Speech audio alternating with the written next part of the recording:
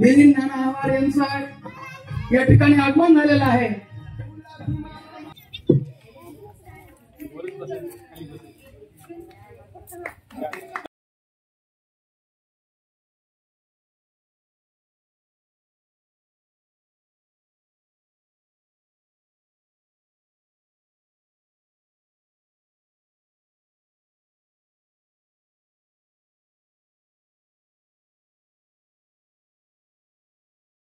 समाज बांधवांचे स्वागत आहे। प्रथमतः एक गीत सादर करतील क्रांती म्हणा एकदा। जय भीम, जय लहूजी। त्याची खान ग माय, लहू पोलादी तलवार ग माय, अण्णा साहित्याची खान ग माय, लहू पोलादी तलवार ग माय। एक शाहिरीने नटला दुसरं ताकदीनं भिडला, एक शाहिरीने नटला दुसरं ताकदीनं भिडला। अण्णा साहित्याची खान ग माय, लहू पोलादी तलवार ग माय, अण्णा साहित्याची खान ग माय, लहू पोलादी तलवार ग माय। एक शाहिरीने नटला दुसरं ताकदीनं भिडला, एक शाहिरीने नटला दुसरं ताकदीनं भिडला। हे लहूजी पिढाय तवा पळून बघा। मी 1.5 दिवस अभ्यास करून त्यांच्या कादंबऱ्या रशियापर्यंत जाऊन पोहोचल्या आहेत, म्हणून ही आपल्यासाठी खूप अभिमानाची गोष्ट आहे। म्हणून म्हणते असा माझा अण्णा भाऊ जगात दुसरा ताकदीनं भिडला, एक शाहिरीने नटला दुसरा ताकदीनं भिडला। अण्णा साहित्याची खान ग माय, खान ग माय, लहू पोलादी तलवार ग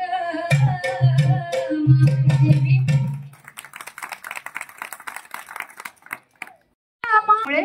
मोला मागाच खातो साजला, मोला मागाच खातो साजला। बदाम काजू पिस्ता, बदाम काजू पिस्ता,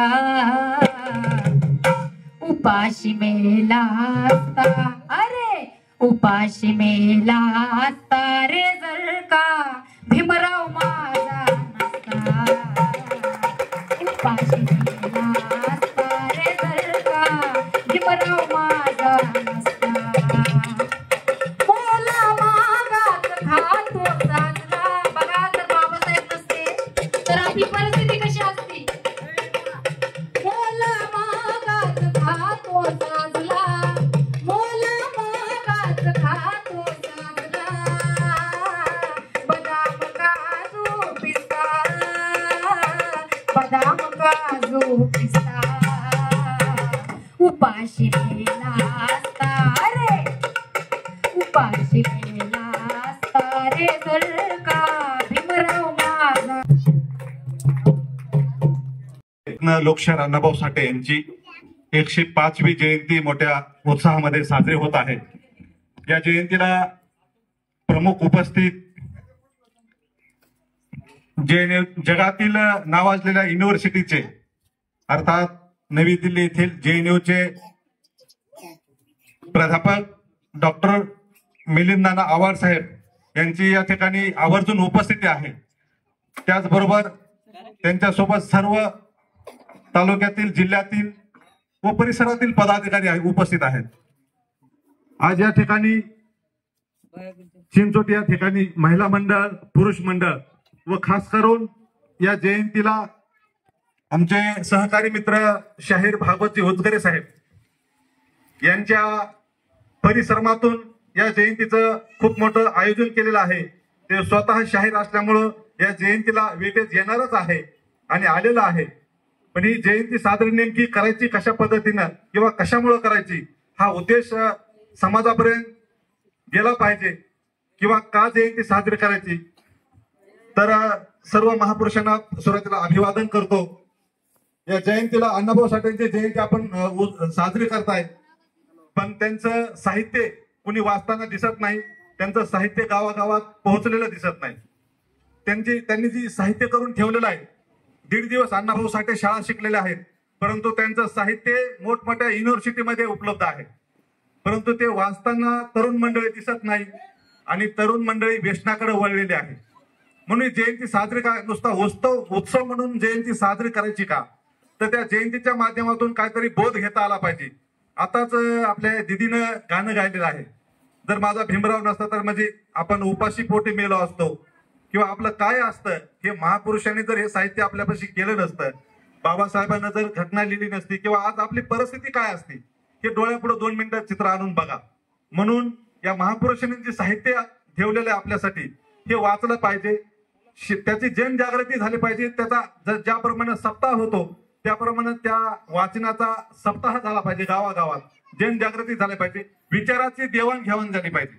आता बऱ्याच ठिकाणी समाजाचा म्हणजे वेगवेगळ्या समाजावर बोलायचं समजा झालं तर वेगळी परिस्थिती आहे. समाजामध्ये कुणी कुणाला विचारत नाही, हा मोठा तू मोठा की मी मोठा, तू बडा की मी बडा, म्हणजे असं वेगवेगळ्या समजा आपल्या भावना आहेत, मतभेद आहेत. पण मला वाटतं हे सगळे मतभेद विसरून आपण एकजुटीनं समाज हितासाठी काम केलं पाहिजे, गावात काम केलं पाहिजे, तालुक्यात काम केलं पाहिजे व जिल्ह्यात काम केलं पाहिजे समाज हित म्हणून. आणि याची जनजागृती झाली पाहिजे. लहान मुलांना शिक्षणाची गोडी लावली पाहिजे, या साहित्याचं ज्ञान दिलं पाहिजे, त्यांना सांगितलं पाहिजे की हे वाचल्यानं वाचाल तर वाचाल, हे वाचल्यानं माणूस मोठा होतो, तर त्यासाठी शिक्षण महत्वाचं आहे. बरं, शिक्षण का महत्वाचं आहे? अरे शिक्षणाची एका ठिकाणी जर 2 मजली बिल्डिंग असेल आणि अशिक्षित माणसाची जर झोपडी असेल तर हा बदल नाही का? त्याची 2 मजली बिल्डिंग कशामुळे होते? शिक्षणामुळे. आणि तो आजही झोपडीतच आहे, तो अशिक्षित असल्यामुळं. त्यासाठी शिक्षण महत्वाचं आहे. भले नोकरी नाही लागली तरी अडचण नाही, नोकरीसाठी शिक्षण असं म्हणून नाही, परंतु शिक्षण महत्वाचं आहे. महिला मंडळींनी आपण आपल्या मुलांना, पुरुष जरी घरी नसले तरी आपण आपल्या मुलांना शिक्षणाची जाणीव करून दिली पाहिजे, त्यांच्यासाठी अहोरात्र मेहनत घेतली पाहिजे, तर ते मुलं घडतात. या ठिकाणी जास्त काय बोलत नाही, एवढंच या ठिकाणी सांगतो. नानाचे विचार ऐकायचे आपल्याला, त्यासाठी नाना या ठिकाणी आवर्जून उपस्थित आहेत. आणि एवढं बोलून मी माझे 2 शब्द संपवतो. जय भीम, जिंदाबाद. जर तुम्हाला वरता आला तर वडा, पण ह्याचा इस्कुटा करून सोडू नका. हेच जिजा म्हणून गेले की हे मानवी अभियान आहे. मी जिवंत असेल आणि नसेल, पण जोपर्यंत हे जग आहे तोपर्यंत मानवी अभियान संघटना ही जिवंत असणार आहे. आणि ती जिवंत ठेवण्यासाठी आपल्या सगळ्यांना हे काम करायचंय. आणि आपलं काम आता नाना 1 महिन्याची सुट्टी काढून फक्त जयंतीसाठी आलेत. जिजा तळागाळातून, केर कात्र्यातून जिजा वरी आले होते. जिजांनी झोपलेला समाज, मुरदार समाज हा भाषणाच्या माध्यमातून, संघटनेच्या माध्यमातून, मानवी अभियान संस्थेच्या माध्यमातून, प्रोजेक्ट मधून लोकांना बैल दिले, गाड्या दिल्या, घोड्या दिल्या. आणि आता म्हणतात मानवी अभियान कुठे? नाना दिल्लीत आहेत. कोण्याही विद्यार्थ्याला अडचण येऊ द्या, कोण्याही दलितावर अन्याय होऊ द्या, नाना दिल्लीमध्ये आवाज उठवतात. हे बी लक्षात होतं. जय हिंद, जय भारत, जिंदाबाद. होते हे सगळ्याला माहिती, परंतु जिजाच्या वडिलांनी एकनाथ तू चांगला शिक, जिजाचंच भाषण आम्ही ऐकलं हे सांगतोय. एकनाथ तू चांगला शिक, 4 गावं मी जास्त मागेल, पण तू चांगला शिक आणि समाजाचं प्रबोधन कर. मला वाटतंय जिजाने बी तेच काम केलं. म्हणून तू चांगला शिक, देशाच्या युनिव्हर्सिटीमध्ये जाय, पण ह्या मागा माराला, वडिलाला, काय करायला, घाणकाराला ज्ञान दे. खरोखरच ज्ञान देतात तुम्हाला, ज्ञान देतात ज्ञान. आणि हे ज्ञान घ्यायचं असेल तर तुम्हाला सातत्यानं मानवी हक्क अभियान संघटना जिवंत ठेवावं लागेल, मिलिंदानाच्या पाठीशी उभा राहावं लागेल. आताचे काय म्हणतात, खैरे घैरे आणि नट्टू पोटासाठी पुढारपण करायला त्यांचं पोट भरायचंय आणि त्यांना पोट भरून त्यांचा परपंच चालवायचा. समाजाचं प्रेम नाही किंवा समाजावर अन्याय होणार कुठलं व्यक्तिमत्व तयार होणार नाही. माझ्या पुसरा गावामध्ये नाना, मी कुणाचं नाव घेत नाही, पण मी सांगतो नाना 251 जमीन आमची चालली. आणि मानवी हक्क अभियान संघटनेच्या माध्यमात सांगतो 1 इंच बी जाऊ देणार नाही, 1 इंच बी जाऊ देणार नाही. फक्त ती ताकद मिळून आणि एकनाथावरांनी मानवी हक्क अभियानची आहे म्हणून जाऊ दिलं नाही, नाहीतर कव्हाच आम्हाला मारलं बी असतं आणि जेलमध्ये बी टाकलं असतं. परंतु आम्ही घाबरत नाहीत. मला आडवीर्या घेत नाही ताई, मी शिकलो नाही, आडवीर्या घेत नाही. काय करतो आणि काय नाही माझी मला माहिती, मी जगतो. पण वाघासारखा राहिलेला तर माणूस वाघासारखंच राहतंय. मी वाघाच्या तालमीत आहे, वाघाच्या तालमीत असल्यामुळे वाघासारखी डळकरी फोडतो बोलतो मी. आणि कलेक्टरला बी असलं तरी बोलायची हिंमत माझ्यात आहे. बोलतो मी एसडीएमला, कलेक्टरला, तहसीलदारला, फौजदारला, एसपीला, डीवायएसपीला आणि पालकमंत्र्याला सगळ्या बोलतो. फक्त ते मानवी हक्क अभियानच्या मदतीतून बोलतो. समाजामध्ये लोक विरोध करणारा आहेत, विरोध करतात. लोकांना पुढं चाललेला माणूस जाऊ द्यायचा नाही. पुढं माझ्याकरता आपला समाजाचा लीडर होत असेल त्याला लीडर म्हणायचं नाही. कुणीतरी यायचं आणि त्याच्या नावाची बदनामी करायची, काहीतरी वेगळं बोलायचं आणि आपल्या समाजाला भयभीत. दुबळा समाज आहे ना, दुबळा समाज आहे, सुशिक्षित नाही, अडाणी आहे, ऊसतोड कामगार आहेत, मजदूर आहेत, मनाला तेवढे ऍक्टिव्ह नाहीत. परंतु तुम्हाला एवढंच सांगतो, जास्त भरभरून जाऊ नका. इतकं मी भरभरायचं नाही की आपल्या अंगाचे कपडे काढून द्यायचे, इतकं नाही भरभरायचं. त्याची क्वालिटी तपासली पाहिजे. त्याचं शिक्षण काय, तो कोणत्या हुद्द्याचा आहे, तो कुठून आला, काय आहे हे बघून सगळं केलं पाहिजे आणि पुढे चाललं पाहिजे. नाना मी जास्तीचा वेळ घेतोय, मी माफी मागतो आपली, एवढंच बोलतो आणि थांबतो. जय भीम, जिंदाबाद. तो गरीब नाही, कारण आज कारखान्याला गेला तर 2 लाख रुपये उचल कारखान्याच्या आपल्या एका जोडीला आहे. त्यांनी जर ती तशीच पाठीमागं ठेवून जर मुलांना शिकवलं तर प्रत्येक घराघरामध्ये आज एक अधिकारी आपला घडेल. पण ही फक्त मानसिकता आपण अजून आपल्या मनामध्ये आणली नाही. कारण मी एक आता माझ्या माय माऊली किंवा वडीलधारी माणसं आहेत, त्यांची इच्छा होती शिक्षणाची, त्यांच्या आता लक्षात आलं शिक्षण किती महत्वाचं आहे, पण त्यांचं वय निघून गेलेलं आहे. म्हणून त्यांना आता विचारलं की तुम्ही शिकले पाहिजे, पण ते म्हणतात की हो मला आता जाणीव आहे पण माझं वय निघून गेलं. मी एक छोटीशी गोष्ट सांगतो की संत गाडगे बाबा एका मंदिराच्या परिसरामध्ये मंदिर स्वच्छ करत असतात, झाडीत असतात आणि त्यावेळेस एक पुरुष मंदिरात दर्शन घेण्यासाठी जायचं असतं त्याला, पण मंदिरात खूप अंधार असतो. त्यावेळेस ते संत गाडगे बाबाकडे येतात आणि म्हणतात की बाबा तुमच्याकडे प्रकाश आहे का, मला मंदिरामध्ये दर्शन घेण्यासाठी जायचं आणि तिथं अंधार आहे, खूप मला भीती वाटते. त्यावेळेस संत गाडगे बाबा स्मित हास्य देतात आणि म्हणतात अरे बाबा तू ज्या देवापाशी दर्शन घ्यायला जातो तो तुला प्रकाश देऊ शकत नाही, तू त्याच्याकडे जातो कशाला. त्यावेळेस ते जाण्यापेक्षा तू शिक्षण घे, काहीतरी मोठा हो. त्यावेळेस म्हणतो बाबा मला ही कल्पना आहे, मला जाणीव आहे, शिक्षणाशिवाय पर्याय नाही, पण आता मी काय करू. माझी इच्छा होती तहसीलदार होण्याची, पण मी शिकलो नाही आणि आता माझं वय झालंय. माझ्या ज्यावेळेस लक्षात आलं त्यावेळेस माझं वय झालं, आता मी तहसीलदार होऊ शकत नाही. त्यावेळेस संत गाडगे बाबा म्हणतात की ठीक आहे तुला तहसीलदार व्हायची इच्छा होती, तुझं वय झालं किंवा तुझ्या परिस्थितीत तुला करता आलं नाही, पण तुला तहसीलदार होण्याचा बाप होण्याची संधी अजून पण आहे आणि तू ते हो. तू तहसीलदार नाही झाला काय अडचण नाही, पण तू तहसीलदाराचा बाप होणं तुझ्या अजूनही हातात आहे. तसंच माझ्या माई माऊलींना पुरुषांना मला एवढीच विनंती की तुम्हाला काही करता आलं नाही, शिकता आलं नाही, परिस्थिती होती, गरीब होती, पण आता तुमच्या मनगटामध्ये इतकी ताकद आहे, इतकं मेहनत कष्ट करून तुम्ही कमवू शकता की तुम्ही कोणत्याही अधिकारीचा आई किंवा वडील होऊ शकता. आणि ह्या जयंतीनिमित्त तुम्ही तीच प्रतिज्ञा करावी आणि आपल्या मुलाबाळांना शिकवावं, कारण शिकविल्याशिवाय प्रगती नाही आणि त्याच्याशिवाय आपल्या ह्या महापुरुषांना खरं अभिवादन नाही. त्यामुळे या जयंतीनिमित्त एवढंच सांगतो आणि थांबतो. जय हिंद. दुसरे गावून आलेले रोहित आहे, त्यानंतर सगळेच आमचे ते जिजा दिसते, भारत आहे मिळालेला सगळा चांगला मिळाला आपल्याला. आणि मी तुमचं महिला मंडळी मोठ्या प्रमाणात आहे, मी तुमचं स्वागत करतो की आपल्या भाऊची जिजा असताना पहिली जयंती तुम्ही काढली, त्याला किती काळ झाला, 30 वर्षानंतर. म्हणजे ही चांगली गोष्ट आहे की मानवी हक्क अभियान तुम्ही सगळ्यांनी चांगले असेल. मानवी हक्क अभियान हे गावरान खत आहे, मानवी हक्क अभियान हे गावरान खत आहे आणि गावरान खतामुळे समजा कारले दोडके जरी थोडेसे कमी आले तरी ते जळत नाहीत, पण रासायनिक खतामुळं लगेच जरा जास्त येतात कांदे दोडके, पण ते खाल्ल्यामुळं कुठं अंग नाचतंय, कुठं आगवण लागती, कुठं पोट बिघडतंय.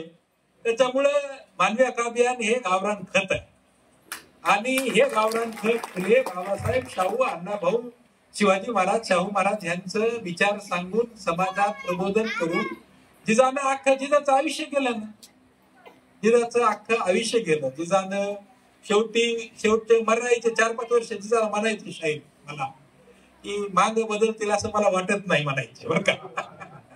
आता तुम्ही बदललात का नाही तुम्हीच मला सांगा. तुमचं शिक्षणाचं प्रमाण 30 वर्षापूर्वी चांगली गोष्ट आहे.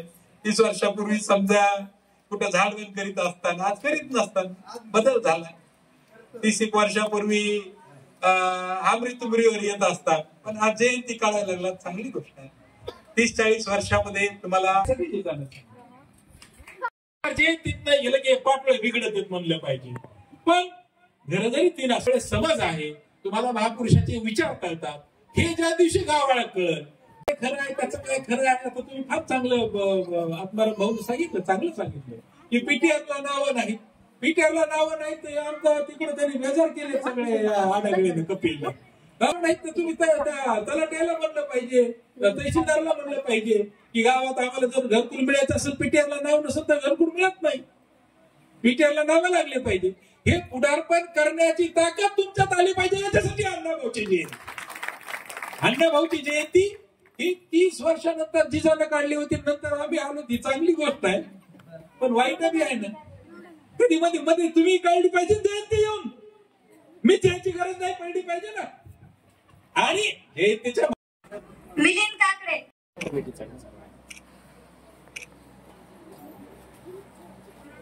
तसंच नाव आहे कमिटीचं.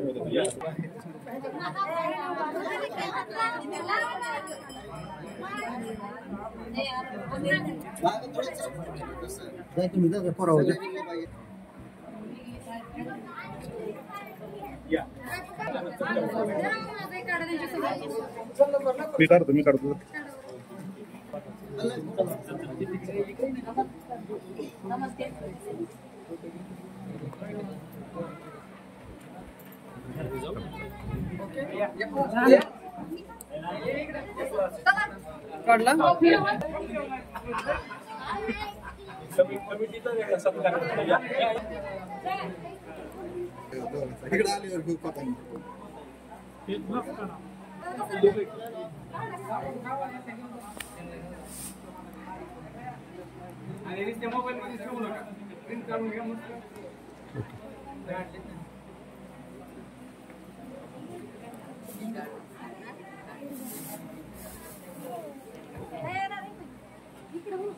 काय शिकतोस तू?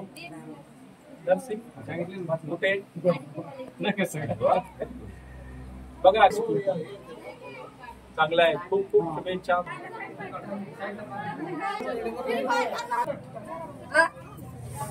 या